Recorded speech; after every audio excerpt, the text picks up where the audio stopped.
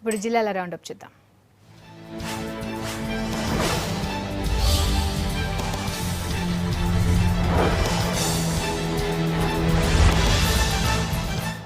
రాష్ట్ర అవతరణ వారోత్సవాల్లో భాగంగా నల్గొండ జిల్లా చిట్యాలలో రెడ్ క్రాస్ సొసైటీ పోలీసుల ఆధ్వర్యంలో మెగా బ్లడ్ క్యాంప్ జరిగింది.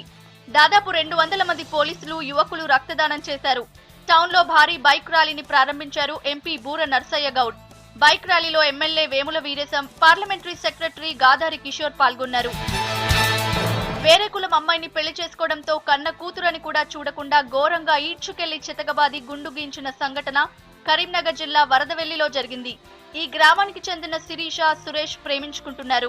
కొండగట్టు ఆంజనేయ స్వామి ఆలయంలో పెళ్లి చేసుకున్నారు. దాంతో శిరీష తల్లిదండ్రులు ఆమెను చిత్రహింసలు పెట్టారు. పేరెంట్స్ నుంచి తప్పించుకున్న శిరీష భర్తతో కలిసి పోలీసులకు కంప్లైంట్ ఇచ్చింది. నిజాం షుగర్స్ ను ప్రభుత్వమే టేకప్ చేయాలంటూ బోధన్ బంద్ జరిగింది. నిజాం షుగర్స్ రక్షణ కమిటీ ఆధ్వర్యంలో టౌన్ లో షాప్స్ బంద్ చేశారు. కార్మికులు ర్యాలీ నిర్వహించారు. ఫ్యాక్టరీ నిర్వహణ రైతులకే అప్పగించాలన్న నిర్ణయాన్ని వెనక్కి తీసుకోవాలని రక్షణ కమిటీ కన్వీనర్ రాఘవులు డిమాండ్ చేశారు. ప్రభుత్వమే నిర్వహణ చేపట్టేదాకా ఉద్యమిస్తానన్నారు.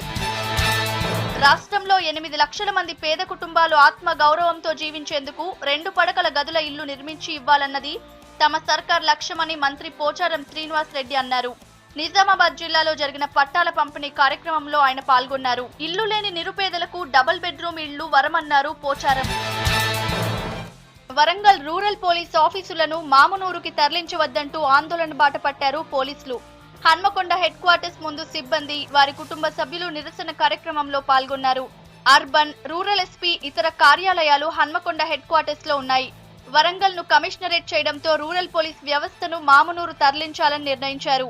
దీనివల్ల తాము ఇబ్బందులు పడుతున్నామంటున్నారు రూరల్లో పనిచేస్తున్న సిబ్బంది.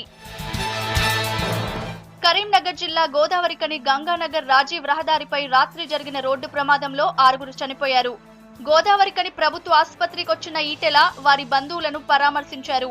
మరణించిన వారి కుటుంబాలను ప్రభుత్వం ఆర్థికంగా ఆదుకుంటుందని చెప్పారు. గాయపడ్డ వారికి బెస్ట్ ట్రీట్మెంట్ కోసం హైదరాబాద్ కు తరలిస్తామన్నారు. సంఘటన స్థలాన్ని పరిశీలించి రాజీవ్ రహదారిపై రోడ్డు ప్రమాదాలు జరగకుండా ప్రత్యేక చర్యలు తీసుకుంటామన్నారు.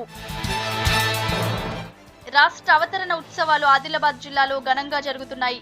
జిల్లా పోలీస్ శాఖ ఆధ్వర్యంలో పరేడ్ గ్రౌండ్ లో పోలీస్ సిబ్బంది, కుటుంబ సభ్యులు బతుకమ్మ ఆటలు, ముగ్గుల పోటీలు, సాంస్కృతిక కార్యక్రమాల్లో ఆడిపాడారు. ఉత్సవాలకు జిల్లా ఎస్పీ తరుణ్ జోషి ముఖ్య అతిథిగా హాజరయ్యారు.